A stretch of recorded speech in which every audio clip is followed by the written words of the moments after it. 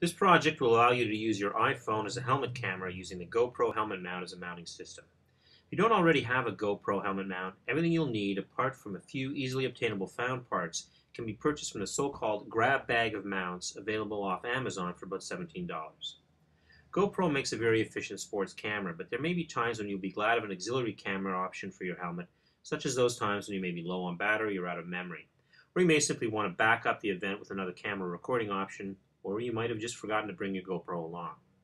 Chances are you will have your iPhone along with you on most of these occasions, so pack this easy project along with your regular sports gear or in the glove box of your car, and you'll always be ready to film. Necessary parts from the grab bag include a curved surface adhesive mount, which may already be attached to your helmet. You'll also need a quick release buckle, thumb knob with nut and bolt, an extender called a pivot arm assembly, and a couple of metric M5 bolts and acorn nuts. I cut an angled piece of thin steel from a computer component, a CD drive, size 3 by 2.5 inches with a 5/8 inch lip, then use contact cement to cover the inside surface with thin plastic cut from a DVD case, which will later allow me to countersink my mounting bolts. The plastic can be cut with any razor knife, but I use a Dremel-style tool to cut out the steel. It was pretty easy to get a fairly straight edge with such a small piece.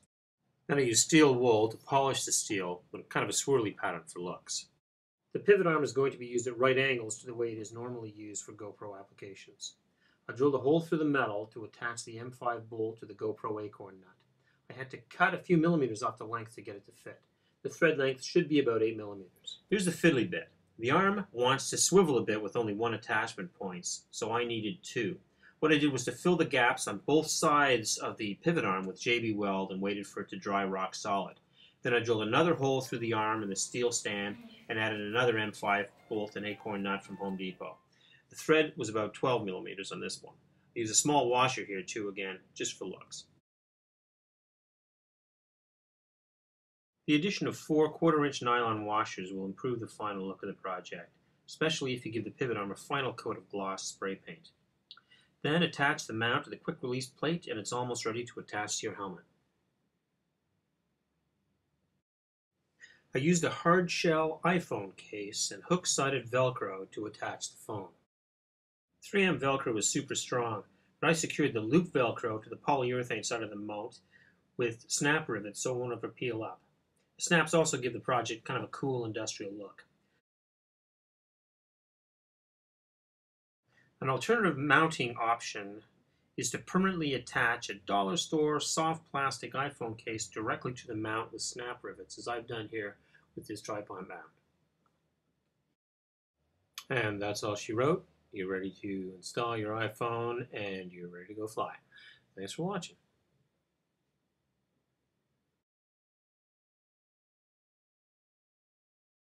You just want something fast and dirty with no dremeling of steel, no JB Weld, just use a DVD case.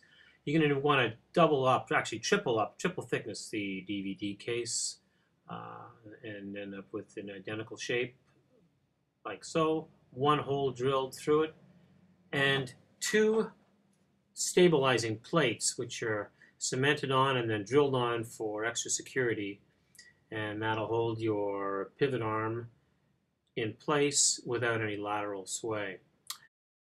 Not as attractive as the original mount perhaps, but will get you flying in a minimal amount of time.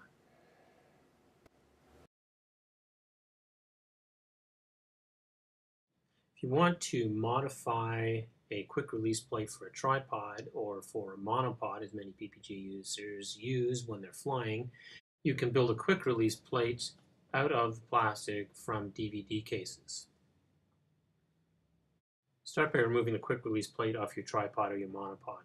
Note that each quick release plate is slightly different sized for each monopod or tripod, so you'll have to be exact when you build up a little step pyramid out of plastic that you cut from strips from a DVD case. Cement your squares together in that pyramid shape and then use a filer or grinder to neatly shape the edges to exactly correspond to the edges on the quick release plate. Permanently attach it to an iPhone mount and you are good to go. If you build a second quick release mount, you can use your GoPro on the end of your monopod. I just attached the quick release plate to a piece of Velcro and cemented that on. It's not a bad idea that you fire a screw through your plate and into your triangular mount to ensure that the plastic or the cement doesn't weaken and fall apart. Just a little bit of extra security for your valuable GoPro. Or put your security screw in at the corner and drill a small hole and JB weld in a small 1/4 20 nut so you have a tripod mount.